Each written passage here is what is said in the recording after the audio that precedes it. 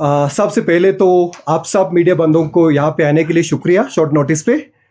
तो आज का जो प्रेस कॉन्फ्रेंस जो है एक बहुत एक इम्पोर्टेंट मुद्दे पे मैंने कराया है। तो Congress being a principal opposition party in the country, ये दायित्व बनता है हमारा कि एक जो इम्पोर्टेंट जो इश्यूज है उसको हाईलाइट करना, ये हमारे लिए एक इम्पोर्टेंट होता है। एक कंस्ट्रक्टिव ऑपोजिशन करना ये एक ऑपोजिशन का एक रिस्पॉन्सिबिलिटी होता है। सो इसी को लेके आज मैंने इस प्रेस कॉन्फ्रेंस आप लोगों के सामने किया है। तो सबसे पहले तो मैं ये कहूँगा कि जब से लद्दाख को एक अलग सा यूनियन टेरिटरी बना, तब से लेके आज तक लद्दाख को क्रोनोलॉजिकली इस गवर्नमेंट ने एक डिसएम्पावरिंग करने का सिलसिला शुरू किया है। अभी लद्दाख कंप्लीटली एक डिप्राइव करा है, अभी कंप्लीटली डिसएम्पावर करा है। मैं कुछ एग्जाम्पल्स में मैं बताना चाहूँगा आपको। एक तो पॉलिटिकली लद्दाख को कंप्लीटली डिसएम्पावर करा है। नंबर सेकंड, एडमिनिस्ट्रेटिवली भी लद्दाख को डिसएम्पावर करा है। नंबर थर्ड जो है लास्ट पे, जो फाइनेंशियली जितना भी जो हमारे पास, हमारे लोकल यूटी एडमिनिस्ट्रेशन के पास, हमारे एलएसडीसी के पास जितने भी जो फाइनेंशियल रिलेटेड पावर्स थे, सारे पावर्स जो है अभी इस गवर्नमेंट ने खत्म करा है। सो मैं पहले जो पॉलिटिकल जो डिसएम्पावरमेंट कैसे हुआ है, मैं उसके बारे में थोड़ा सा मैं आपको संक्षेप में बताना चाहूँगा। सो पहले जो है एक जब 2019 में एक पूरे भारत के अंदर एक प्रेसिडेंस इस गवर्नमेंट ने सेट करा है कि एक स्टेट को डाउनग्रेड करके इन्होंने एक यूटी पे रिड्यूस कर दिया है उन्होंने।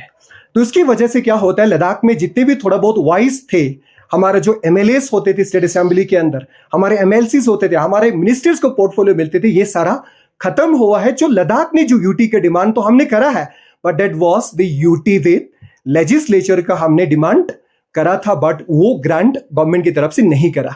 तो वो एक पहला डिसएम्पावरमेंट करा है। नंबर टू, एक पंचायती राज इंस्टीट्यूशन। अगर आज जो भारत के अंदर, अगर हमारे जो भारत पूरे विश्व में, हमारे वर्ल्ड में अगर जाना जाता है तो एक डेमोक्रेसी और डेमोक्रेटिक डिसेंट्रलाइजेशन स्कीम से काफी फेमस है, मगर वो भी खत्म करा है। बहुत साल से लद्दाख के अंदर पहले पंचायती राज इंस्टीट्यूशन एग्जिस्ट करते थे।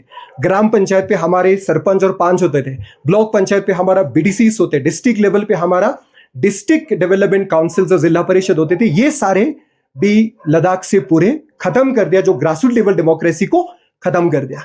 नंबर टू, अर्बन सेंटर्स के अंदर, हमारे सिटीज के अंदर एक म्यूनिसिपैलिटीज होते थे, हमारे नगर पंचायत होते, इलेक्टेड काउंसिल्स होते थे, जो सिटी के लिए हमारे एस्पिरेशन के हिसाब से हम प्लान कराते थे, उसको भी खत्म कर दिया। हमारे जो अर्बन लोकल बॉडीज, ले म्यूनिसिपल काउंसिल के भी अभी तक उन्होंने इलेक्शंस नहीं करा है, वो भी खत्म कर चुका है। अभी तक उन्होंने इलेक्शंस कंडक्ट नहीं करा है। That was the third the political disempowerment इस गवर्नमेंट ने करा है।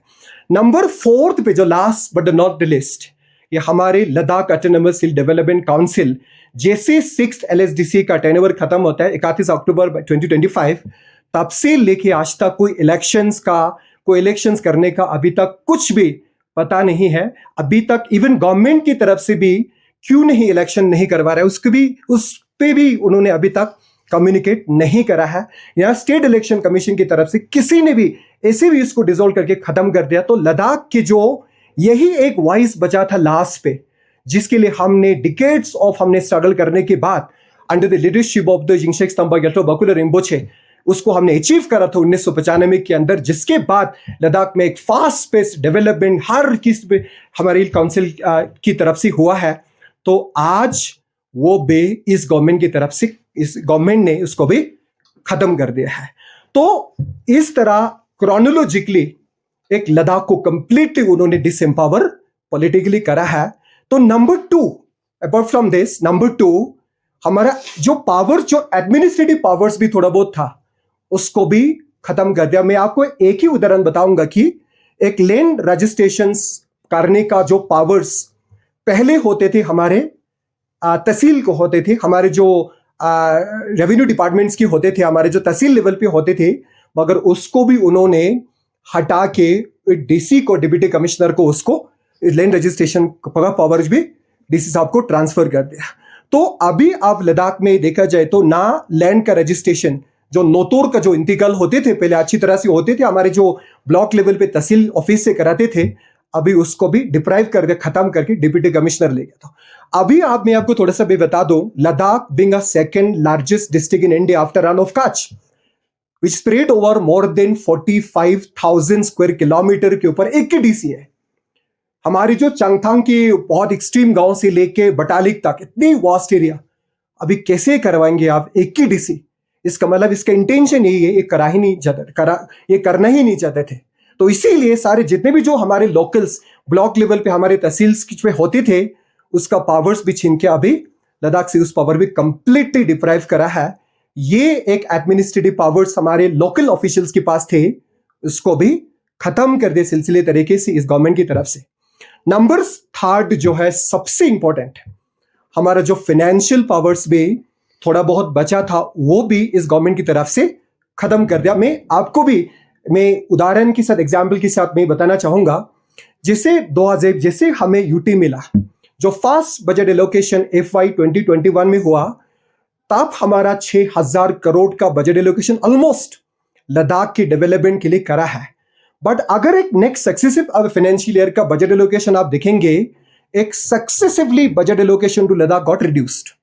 जो लास्ट जो FY 25-26 में लद्दाख का जो बजट एलोकेशन रिड्यूस करा है, 4,600 समथिंग करोड़ पे रिड्यूस करा है, 1,000 समथिंग करोड़ उन्होंने काम करा है। साथ साथ में जो हमारे लोकल जो हिल काउंसिल के पास एक कैपेक्स का बजट भी उन्होंने 89 करोड़ का काम करा है। साथ साथ में जो एक काउंसिलर्स के लिए CCDF फंड्स होते थे, कॉन्स्टिट्यूएंसी डेवलपमेंट फंड, उसमें भी बहुत कम हुआ है, 1.5 करोड़ से 1.12 करोड़ तक रिड्यूस करा है। तो इसीलिए मैं ये कहना चाहता था, मैं फाइनेंशियल जो पावर्स भी सक्सेसिवली इस गवर्नमेंट की तरफ से रिड्यूस कम एंड खत्म करा गया है।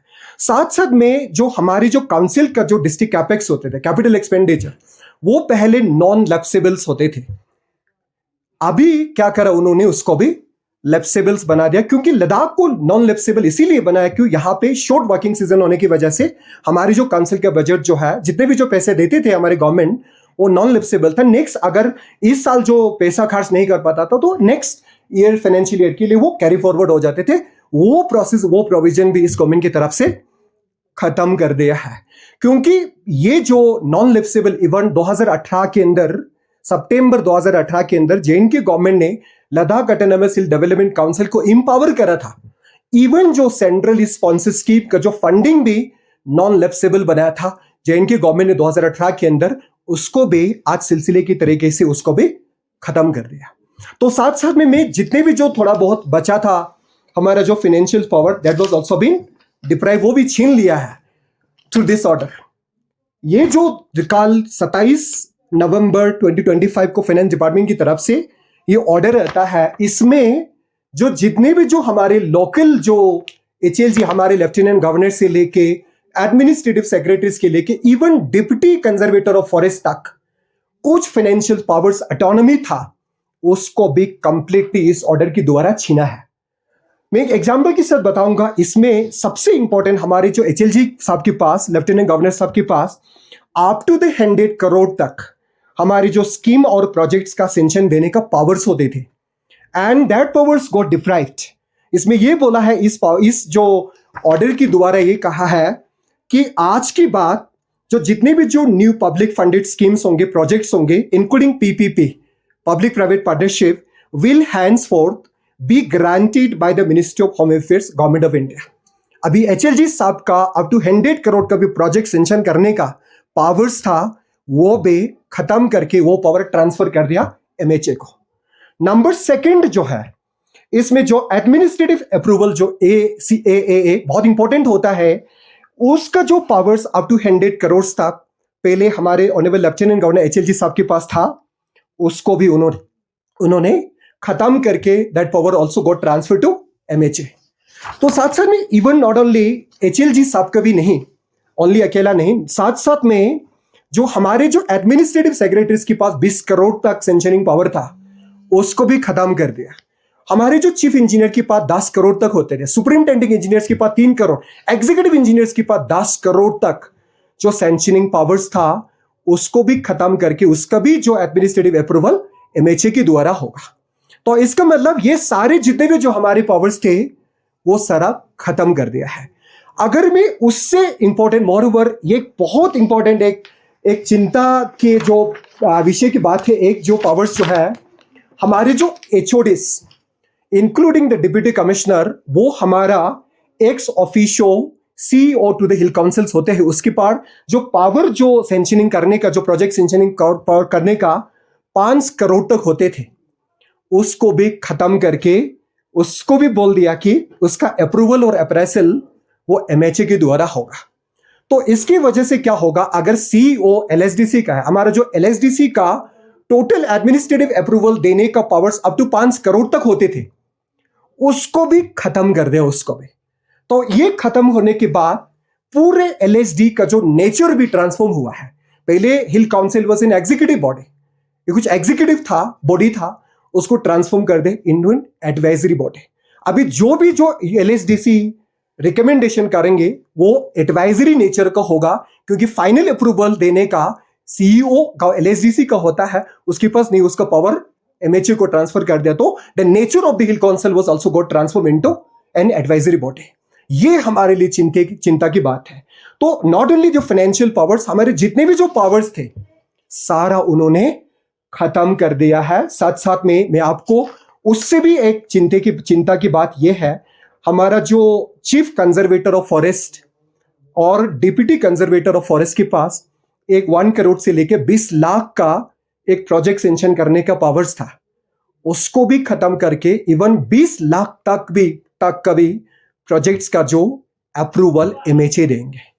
तो हमारे जो एडमिनिस्ट्रेटिव अभी जो लोकल सेटअप हमारे एलजीसी लेके डिप्टी कंजर्वेटर ऑफ फॉरेस्ट तक अभी कुछ भी पावर नहीं बचा है, सिर्फ हमें जो फीता खींचने का पावर ही रह गया है। इसके अलावा हमारे पास कंप्लीटली पावर्स खत्म कर चुका है।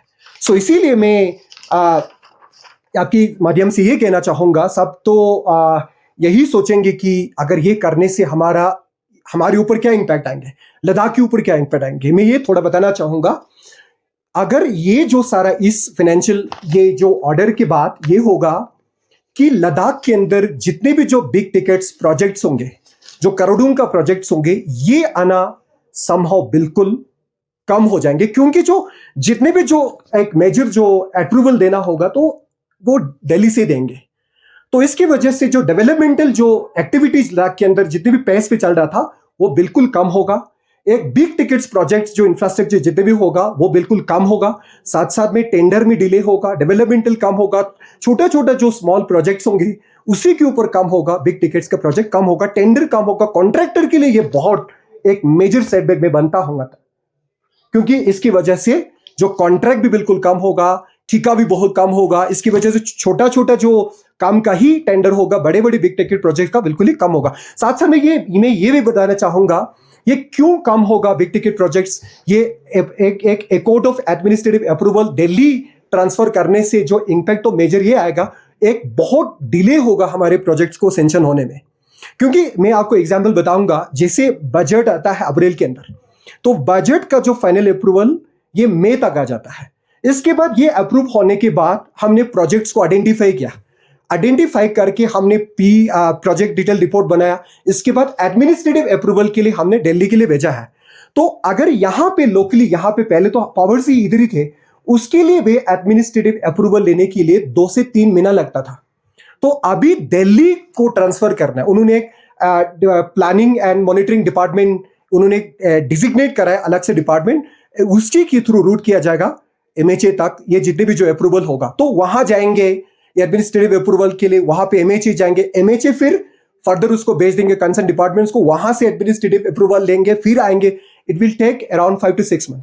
अगर ठीक है 3 महीना भी लग जाएंगे तो आप बन के चलो, अगर मई में सेंशन होगा, एक बजट का अप्रूवल होगा, फिर अप्रूवल होने से वहां से जाके आने में 3 महीना भी मिनिमम अगर हमने एज्यूम करेंगे 3 महीना लगेंगे, तो मैं तो जून जुलाई अगस्त तक भी इसका अप्रूवल कंप्लीट होगा।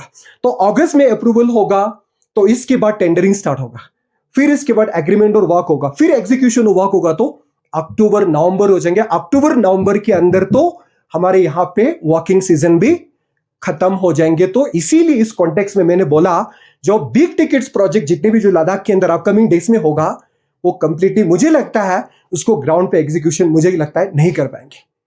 तो साथ साथ में ये जो ऑर्डर निकला है ये गवर्नमेंट की तरफ से बिल्कुल वैक ऑर्डर, उसमें भी कुछ डिटेल्स में एलाबोरेट करके नहीं दिया है, बट जितने भी जो अंडरस्टैंडिंग मैंने यहाँ से डेवलप करा उसकी वजह उसके बेस्ड ऑन दैट मुझे तो यही समझ आया कि लद्दाख के अंदर इस तरह की इम्प्लीकेशंस होगा। अभी देखो लद्दाख में अनएम्प्लॉयमेंट का तो बहुत क्राइसिस है, बहुत से ऐसे यूथ है कॉन्ट्रैक्टर की लाइन में चले गए क्योंकि बहुत से कॉन्ट्रैक्ट निकलते थे। अभी जो इन क्वांटम ऑफ जो कॉन्ट्रैक्ट्स जो निकलते थे पहले, अभी ये सब्सटैंशियली कम होगा, वो डिले होगा, डेवलपमेंटल एक्टिविटीज कम होगा, बिग प्रोजेक्ट बिग टिकट्स, यहाँ पे इंफ्रास्ट्रक्चर का डेवलपमेंट बहुत कम होगा इस ऑर्डर के द्वारा। तो मैं on behalf of the Congress party मैं गवर्नमेंट को यही निवेदन करना चाहूंगा, इस ऑर्डर को रिवोक किया जाए। ये डेमोक्रेटिक डिसेंट्रलाइजेशन, हमारे जो पावर्स हमारे लोकली एचएलजी के पास था, हमारे एडमिनिस्ट्रेटिव सेक्रेटरी काउंसिल के पास थे, इसको फिर से रिस्टोर किया जाए। यही कहने के लिए आपको बुलाया। थैंक यू सो मच, शुक्रिया कहना चाहूंगा।